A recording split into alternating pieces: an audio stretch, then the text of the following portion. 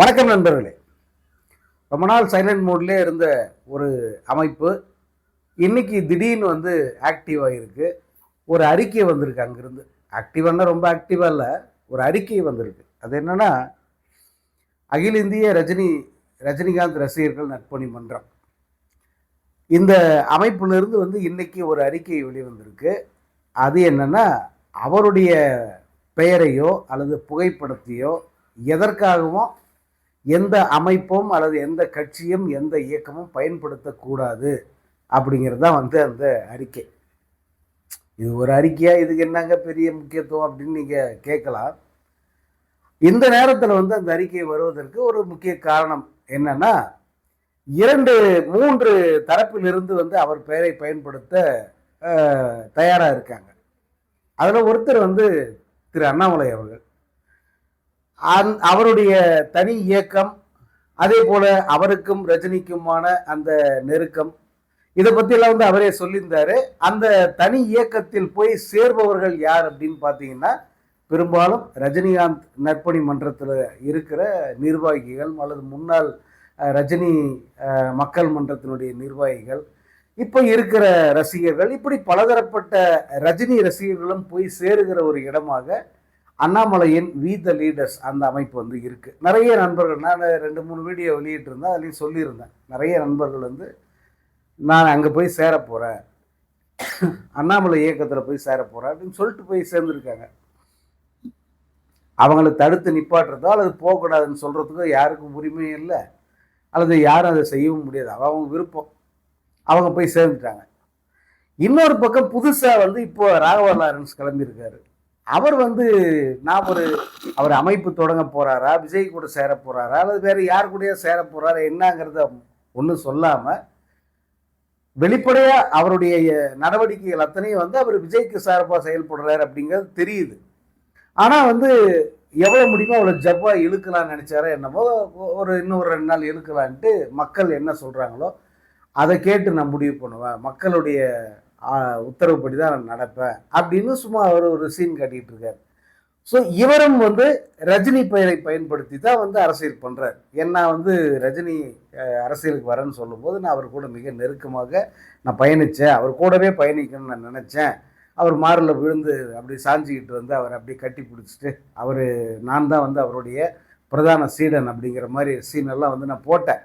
ஆனால் அவர் அந்த அரசியல் முடிவை மாற்றிட்டாரு. மாற்றிட்ட பிறகு அடுத்து நான் என்ன பண்ணுறதுன்னு சொல்லிட்டு அம்மா கிட்ட பேசினேன், அங்கே பேசினேன், இங்கே பேசினேன், எல்லாருக்கிட்டையும் ஆலோசனை பண்ணிட்டு கடைசியில் விஜய் கிட்ட போகிறன்றதை மட்டும் சொல்லாமல் நிப்பாட்டி வச்சுக்கிறார், ரசிகர்களுடைய ஆதரவு வேணும்னு சொல்லிட்டு. இப்போ அவருக்கும் ஏன்னா அவர் ஒரு ரஜினி ரசிகர்னு தன்னை காமிச்சிக்கிட்டார் இல்லையா, அப்போ அவருக்கும் சக ரசிகர்களுடைய ஆதரவு தேவை. இவங்க ஆதரவோடு தான் அவர் பயணம் பண்ண முடியும், தனியால் போய் ஒன்றும் பண்ண முடியாது. ஸோ அவரும் கூட ரஜினியின் பெயரை பயன்படுத்துறதுக்கு ஒரு வாய்ப்பு இருக்குது. ஸோ இவங்க 2 பேர். 3ஆவதாக ஒருத்தர் களத்தில் இருக்காங்க. அவங்க யாருன்னா ரஜினிகாந்த் அவருடைய மனைவி லதா ரஜினிகாந்த் அவர்கள்.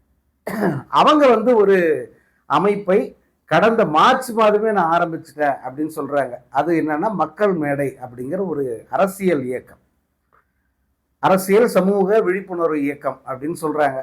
நான் பலமுறை சொல்லிட்டேன், அந்த இயக்கத்தினுடைய நோக்கம் என்ன, இவங்க அரசியல் பேசி அரசியல் கருத்துக்களை உருவாக்கி மக்களுக்கு நல்லது பண்ண போகிறேன்னு சொல்கிறாங்க. எந்த வகையில் நல்லது பண்ணுவாங்க? களத்தில் நேரடியாக அரசியல் களத்தில் இறங்குவாங்களா, அல்லது வேறு யாருக்காவது ஆதரவு கொடுப்பாங்களா, அல்லது இவங்க யாராவது களத்தில் மக்கள் பிரதிநிதியாக முன்னாடி நிற்பாங்களா, நாங்கள் இந்த மாற்றத்தை கொண்டு வர போகிறோம், எங்களுக்கு நீங்கள் வாக்களியுங்கள்னு கேட்க போகிறாங்களா? இதை பற்றிய தெளிவான புரிதல் எதுவும் இல்லை.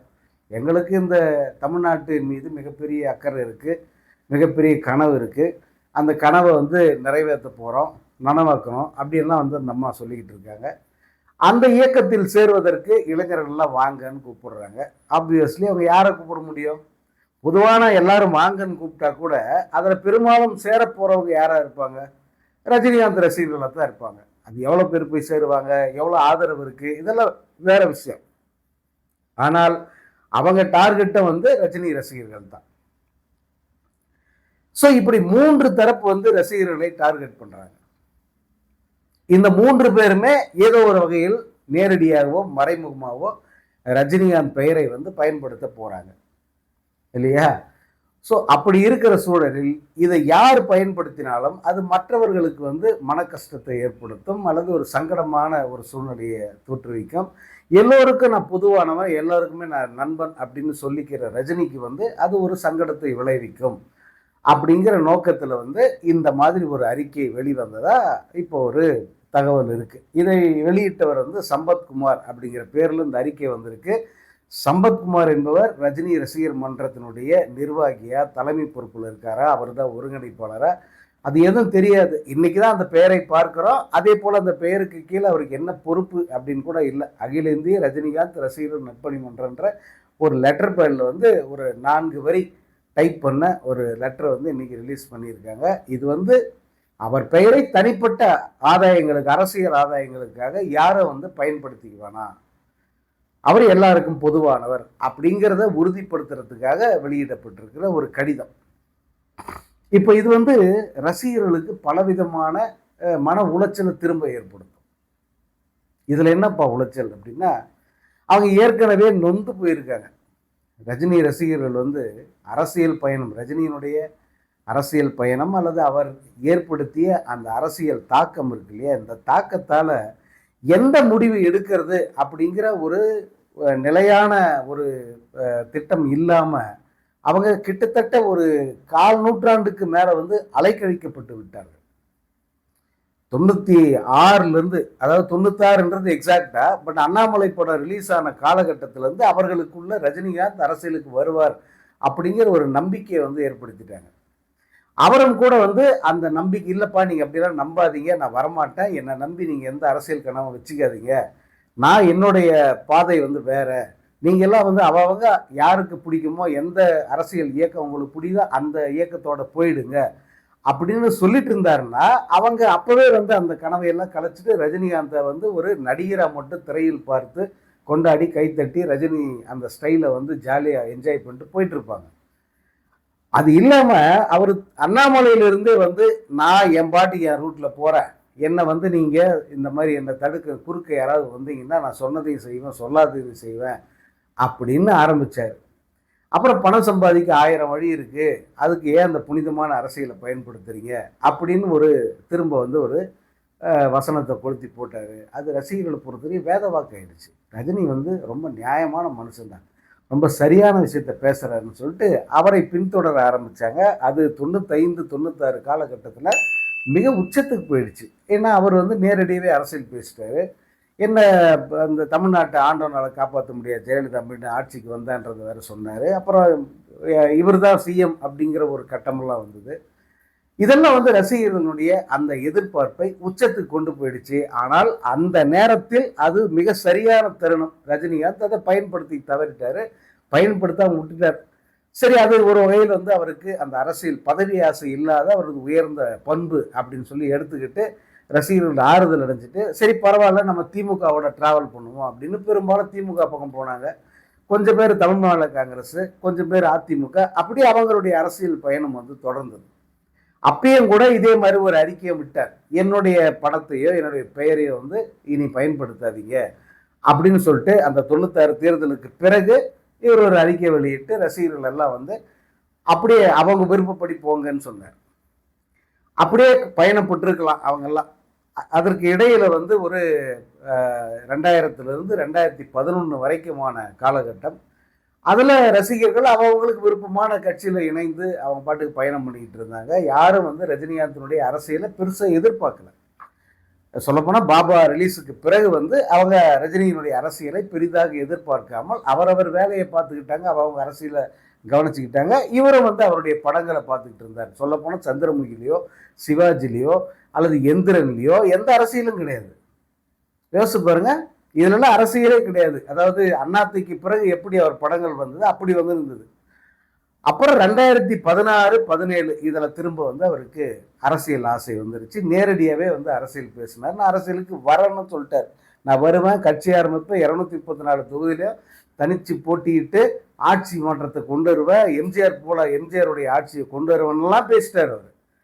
அப்போ ரசிகர்களுடைய இந்த வாட்டி வந்து சரி அப்பதான் விட்டுட்டோம். அப்போ எல்லாருமே வந்து துடிப்பான இளமை பருவத்தில் இருந்தாங்க. எல்லாமே வந்து 18லேருந்து 25 30 வயசுக்குள்ள இருந்த காலகட்டம். ரொம்ப ஆக்டிவாக இருந்தாங்க ரசிகர்கள் எல்லாம்.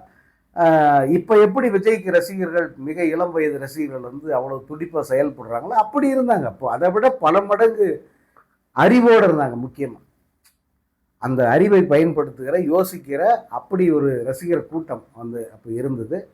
சரி, அவங்களுக்கு வந்து என்னன்னா இப்போ வந்து அவங்க கிட்டத்தட்ட 50s, அதாவது 40 50 அந்த ரேஞ்சுக்கு வந்துட்டாங்க. இருந்தாலும் இப்போ இன்னும் பக்குவமான ஒரு மனநிலை, செலவு பண்ணுறதுலேருந்து வேலை பார்க்கறதுலேருந்து எல்லாத்துலேயுமே வந்து ஒரு நிதானித்த ஒரு மனதோடு வந்து எல்லாத்தையும் அணுகுகிற ஒரு நிலைக்கு வந்த அந்த காலகட்டத்தில் அவர் அரசியலுக்கு வர தனி கட்சி அப்படின்னு சொல்லிட்டாரு. ஸோ தனி கட்சின்னு உடனே வந்து ஜனங்களுக்கு ரொம்ப குஷியாயிடுச்சு. அவங்கள யாரையும் வந்து அந்த உற்சாகத்தை கட்டுப்படுத்தவே முடியல. நீங்கள் அந்த 2017லேருந்து 2020 வரைக்குமான 4 ஆண்டு காலம் நீங்கள் பார்த்துருப்பீங்க. ரஜினி தான் பேசுபொருள், ரஜினி தான் மீடியாவோட டார்லிங். அண்டு ரஜினி ரசிகர்கள் தான் வந்து மெயினாக செய்திகளில் அதிகமாக வந்தாங்க. அவங்க என்ன பண்ணாலும் செய்தியாச்சு. ஆலோசனை கூட்டம் போட்டால் செய்தி, அல்லது அந்த ரஜினி மக்கள் மன்றத்துக்கு புது புது நிர்வாகிகள் வர்றது ஒரு செய்தியாச்சு. இப்படி பல வகையிலும். ஸோ அது எல்லாருமே ரொம்ப நம்பிக்கிட்டு இருந்தாங்க. சரி, இனி வந்து தலைவர் மிஸ் பண்ண மாட்டார், வந்த ஷோர் ஷாட், இந்த வாட்டி கண்டிப்பாக ஜெயிச்சிருவோம் அப்படின்னும் போது அந்த நம்பிக்கையை அவரே தான் உடைச்சார். ரஜினிகாந்தே தான் உடைச்சார். எப்படின்னா, வந்தால் ஜெயிக்கணும், இல்லை ஜெயிக்கணும்னா நான் வந்து ஒரு 10% 20% ஓட்டு வாங்கி இங்கே வந்து குழப்புறதுக்கு நான் எதுக்கு அப்படின்ற ஒரு டாக்கை வந்து அவர் கிரியேட் பண்ண உடனே மீண்டும் ரசிகர்கள் வந்து இந்த பொங்குற பாலில் வந்து தண்ணி ஊற்றுற மாதிரி ஆயிடுச்சு அவங்களுடைய மனநிலை. அவங்க அதுக்கப்புறமா நடந்ததெல்லாம் திரும்ப நம்ம திரும்ப சொல்ல வேண்டிய அவசியம் அவங்க எல்லாருக்குமே தெரியும். அப்புறம் அரசியல் என்ன ஆச்சுன்னு சொல்லிட்டு அப்புறம் அவரே தான் சொன்னார், நீங்கள் உங்கள் விருப்பப்படி போய் எங்கேயா சேர்ந்துக்கோங்க, என்ன நான் இனிமேட்டு வரல, இது அரசியல் பற்றி கூட நான் பேச மாட்டேன். எப்படி அரசியல் பற்றியே நான் பேச மாட்டேன், இனி என்னுடைய வாழ்க்கையில் அரசியலை பற்றி நான் அந்த அரசியலுக்கு வர்றதுங்கிற அந்த முடிவை வந்து நான் கைவிட்டுட்டேன், நீங்கள் உங்கள் விருப்பப்படி போயிடுங்க அப்படின்ட்டு. இப்போ அண்மையில் கூட ப்ரெஸ் மீட் வச்சு சொன்னேன், நான் அப்பே சொல்லிட்டேங்க, எல்லாம் இங்கே வேணால் போங்கன்னு சொல்லிட்டுங்க அப்படின்ட்டு. ஸோ இப்படி எல்லாருமே வந்து சிதறண்டு போயிட்டாங்க. அவங்க விருப்பப்படி அங்கேயே போய் சேர்ந்துக்கிட்டாங்க. யாரும் வந்து ரஜினி படத்தையோ பெயரையோ பயன்படுத்தலை. யாருன்னா ரசிகர்கள் பயன்படுத்தலை. நல்லா கவனிங்கிறார் நண்பர்களே, ரசிகர்கள் பயன்படுத்தலை. சரி, ஏன்னா அவர் வந்து இது ஆரம்பத்துலேருந்தே சொல்கிறார், பல தருணங்களில் சொல்லிட்டார் பயன்படுத்த வேணான்னு. பயன்படுத்தலை.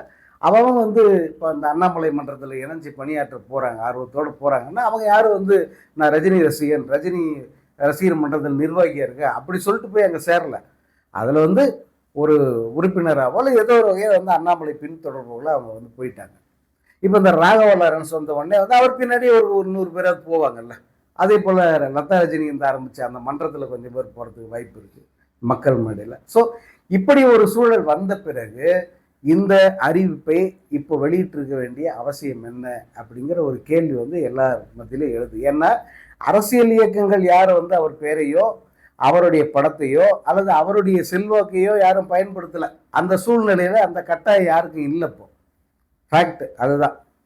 நீங்கள் யாராவது வந்து என்னடா இப்படி சொல்கிறீங்களே அப்படியெல்லாம் நீங்கள் நினச்சிங்கன்னா கூட நம்ம உண்மையை பேசலாம். எவ்வளோ காலத்துக்கு வந்து நீங்கள் சூப்பர் ரிலேட்டிவ்லேயே எல்லாத்தையும் பேசிட்டு இருப்பீங்க, எல்லாத்தையும் வந்து அப்படி தூக்கி உச்சத்தில் வச்சே எவ்வளோ காலத்துக்கு பேசிட்டு இருப்பீங்க. கொஞ்சம் நடைமுறைக்கு வருவோம், யதார்த்தத்தை பேசுவோம். இன்றைக்கி யாருக்காவது வந்து ரஜினியினுடைய தேவை யாருக்காவது இருக்கா? திமுகவுக்கு இருக்கா? அதிமுகவுக்கு இருக்கா? அல்லது வேற கட்சிகள் பாஜகவுக்கு இருக்கா? பாஜக கூட வந்து அதை பற்றி கவலைப்படாத மனநிலைக்கு வந்துட்டாங்க. ஏன்னா அவர் நடிகர், அவருடைய உலகம் வேற, அவருடைய தொழில் வேற, அவர் நடிப்பு, அவர் அப்படி போயிட்டார். அவர் இனிமேட்டு வந்து இதுக்கெல்லாம் வரமாட்டாருன்னு அவங்க முடிவு பண்ணிட்டாங்க, போயிட்டாங்க. இப்போ இந்த 3 புதிய சக்திகளாக 3 பேர் வந்து வராங்க. இந்த 3 பேரும் வந்து ரஜினியினுடைய படத்தையோ பெயரையோ பயன்படுத்தி ரசிகர்களை தன் பக்கம் இழுத்துருவாங்களோ அப்படிங்கிற நினைப்புல இந்த அறிக்கை விட்டிருக்காரோ அப்படிங்கிற ஒரு கேள்வி வந்து எழுது. அவர் படம், அவர் பெயர், இதை இனி பயன்படுத்த வேண்டிய கட்டாயம் இல்லை யாருக்கும். நான் அதை தான் வந்து இங்கே சொல்ல வரேன். அதாவது பயன்படுத்தினா என்ன, அதை விட்டாதான் என்ன, அனுமதிச்சா என்ன அப்படின்னு சில பேர் வந்து கேட்கலாம். இப்போ அதுக்கான கட்டாயமே அவசியமே இல்லை. ஓகேவா? ஏன்னா இன்னைக்கு களம் மாறிடுச்சு, எல்லாமே வந்து மாறிடுச்சு, அரசியல் சூழல் மாறிடுச்சு, மக்களுடைய அரசியல் புரிதல் மாறி போச்சு. அதனால வந்து இன்னைக்கு ரஜினி பெயரை பயன்படுத்தி தான் வந்து ஒரு அரசியல் இயக்கத்தை ஆரம்பிக்கணும், ரஜினி பெயரை பயன்படுத்தி தான் வந்து அரசியல் கட்சி வளரணும் அப்படிங்கிற கட்டாயம் வந்து இன்னைக்கு இல்லை. ஒரு ஃபேக்டை வந்து சொன்னால் கொஞ்சம் உங்களுக்கு கஷ்டமாக கூட இருக்கும். ஆனால் ஒரு இப்போ நடந்து முடிந்த தேர்தல் 2026 தேர்தல், அந்த தேர்தலில் இதுக்கு முந்தைய தேர்தலில் கட்டாயமாக அது எதிர்கட்சியாக இருக்கட்டும் ஆளுங்கட்சியாக இருக்கட்டும் யாராக இருந்தாலும் ரஜினிகாந்தை வீட்டில் போய் சந்தித்து அவருடைய ஆசி பெற்ற வேட்பாளர்னு சொல்லிக்குவாங்க. 2021 2020 அதுக்கு முந்தின காலகட்டத்திலலாம் வந்து கட்டாயமாக இது திமுகவோ அதிமுகவோ மதிமுக யாராக இருந்தாலும் போய் ரஜினியை மரியாதை நிமித்தமாக சந்தித்தோம், அவர் வாழ்த்து பெற்று வந்தோம் அப்படின்னு சொல்லுவாங்க. ஆனால் இந்த தேர்தல் என்ன நடந்துன்னு யோசிச்சு பாருங்க. அப்படியெல்லாம் வந்து யாரும் போய் அவரை சந்திக்கலை, டாக்டர் எழிலன் நாகராஜனை தவிர. இந்த தேர்தல் பெரிதும் எல்லாரும் எதிர்பார்த்து என்னன்னா, விஜய் வந்து என்னதான் பெரிய உரசல் இருந்தால் கூட ஓட்டுக்காகவாது வந்து விஜய் ரஜினியை போய் பார்த்துருவாரு, ரஜினியை போய் பார்த்து அவர்கிட்ட ஒரு ஆசீர்வாதம் வாங்கிட்டு வந்துடுவாரு, ரஜினி என்னுடைய நான் குருவாக மதிக்கிற ரஜினி வந்து என்னை வாழ்த்தினாருன்னு சொல்லிட்டு ஒரு பப்ளிசிட்டி பண்ணிடுவார் அப்படின்லாம் எதிர்பார்த்தாங்க, எல்லாருமே எதிர்பார்த்தாங்க. நிச்சயமாக நீங்களும் எதிர்பார்த்துருப்பீங்க. ஆனால் நடந்தது என்ன? அவர் வந்து அந்த மாதிரி ஒரு யோசனையே வந்து அவருக்கு இல்லை, அல்லது அதை ஒரு பொருட்டாக கூட அவர் எடுக்காமல் களத்தில் ரஜினி ரசிகர்களுக்கும் விஜய் ரசிகர்களுக்கும் மோதல் அப்படிங்கிற ஒரு மிகப்பெரிய ஒரு காட்சியை வந்து கிரியேட் பண்ண பிறகும் கூட அவர் அதை பற்றியெல்லாம் கவலைப்படல, ரஜினி பெயரையே பயன்படுத்தலை, ரஜினி கிட்ட போய் ஆசீர்வாதமோ அது வாழ்த்தோ வாங்கலை, எதுவுமே அவர் பண்ணலை. அவர் பாட்டு வந்து அரசியலில் அவர் என்ன சொல்ல விரும்பினாரோ அல்லது என்ன அரசியல் பண்ண நினச்சாரோ அதை பண்ணிட்டு அவர் பாட்டுக்கு போயிட்டார். ஏன்னா நான் இதை ரஜினியை குறைச்சி மதிப்பிட்டோ அல்லது அவரை வந்து அவருக்கு மரியாதை குறைவாக இதை நான் சொல்ல வரல. கலை யதார்த்தம் என்னன்னா, இன்னைக்கு அந்த கட்டாயம் இல்லை, தேவையில்லை, அந்த மனநிலைக்கு வந்துட்டாங்க. புரியுதா? அதனால இவங்க இப்போ இந்த அறிக்கையை விட்டு இதெல்லாம் பண்றதுனால இல்லை, யாராவது வந்து இந்த அறிக்கையெல்லாம் விட்டுருங்க, பொதுவாகவே வந்து யாராவது இப்போ ரஜினி படம் ரஜினி பெயர் இதை பயன்படுத்தி தான் களத்தில் வந்து அரசியல் பண்ணணும் அப்படின்ற நிலைமை இருக்கா அப்படின்னா அப்படி இல்லை இப்போ. அதனால யாருக்கும் அந்த அவசியமும் இல்லை, அந்த அறிக்கைக்கே கூட இப்போ அவசியம் இல்லை. அதுதான் நான் சொல்ல வந்தது. இப்போ இந்த அறிக்கையை வந்து வெளியிட்டு என்ன சொல்ல நினைக்கிறாங்க, ரஜினிக்கு இன்னும் வந்து இந்த ஒரு இம்பார்ட்டன்ஸ் இருக்கு, அவர் ஒன்று நினைச்சா வந்து அது நடந்துடும், அதனால வந்து அவர் பெயரை படத்தை பயன்படுத்தாதீங்க அப்படின்னு சொல்ல வராங்கன்னா அவங்க தப்பு கணக்கு போடுறாங்கன்னு அர்த்தம். இது தேவையில்லாதது, இந்த அறிக்கையை விட்டதே தேவையில்லாதது. அது நியாயமாக வந்து அவங்க வீட்டில் இருக்கிற இவங்க இப்போ லதா ரஜினிகாந்த் அவங்களுக்கே சொல்லணும், இதை பயன்படுத்தாதீங்க, ரஜினி பெயரை பயன்படுத்தாதீங்க, நீங்கள் தனியாக ஏதாவது பண்ணுங்கள், வீணாக வந்து அவர் பேரை கெட்ட பேர் ஏற்படுத்தாதீங்க அப்படின்னு அவங்களுக்கு சொல்லணும். இந்த அண்ணாமலையோ அல்லது ராகவ லாரன்ஸ் எப்படின்னு தெரியாது, ஆனால் அண்ணாமலையை பொறுத்த வரைக்கும் வந்து ரஜினி பெயரை பயன்படுத்தி அரசியல் இயக்கம் தொடங்குவார் அப்படின்னு நான் நம்பலை. ஏன்னா அவங்க ஐடியாலஜி அல்லது அவங்களுடைய நோக்கம் தெளிவாக இருக்குது, பார்க்கும்போதே தெரியுது. அவங்க ஏதோ ஒன்று தப்போ ரைட்டோ அவங்கள பரிகாசத்துக்குரிய ஆட்களாவோ அல்லது ஏதோ ஒரு வகையில் நீங்கள் அவங்கள என்னதான் கிண்டல் பண்ணாலும் கூட அவங்க நோக்கத்தில் தெளிவாக இருக்காங்க. நான் ஒரு இன்னைக்கு இருக்கிற எனக்குன்னு ஒரு பேஸ் இருக்குது, என்ன சப்போர்ட் பண்ண ஒரு கூட்டம் இருக்குது, அவங்கள நம்பி களத்தில் வர அப்படித்தான் வந்திருக்காங்க. இப்போ இந்த அண்ணாமலை எல்லாம் ராகவ லாரன்ஸ் தெரியாது, அது ஒரு தஞ்சாவூர் தலையாட்டி பொம்மை மாதிரி தான் எனக்கு தெரியுது. அவர் யார் பக்கம் வேணால் போய் சேர்ந்துட்டு போகிறார், நமக்கு அதை பற்றி அக்கறை இல்லை. ஆனால் நேரடியாக சொல்ல வேண்டியது யாருக்குன்னா லதா ரஜினிகாந்த் தான் சொல்லணும். ஏன்னா அவங்க வீட்டோட அடையாளம், அவங்க வீட்டிலேருந்தே வர்றவங்க, அவங்க ஒரு அரசியல் இயக்க ஆரம்பிக்கிறாங்க, அந்த அரசியல் இயக்கத்துக்கு தான் ரஜினி பெயரை பயன்படுத்தக்கூடாதுன்னு தெளிவாக சொல்லணும்.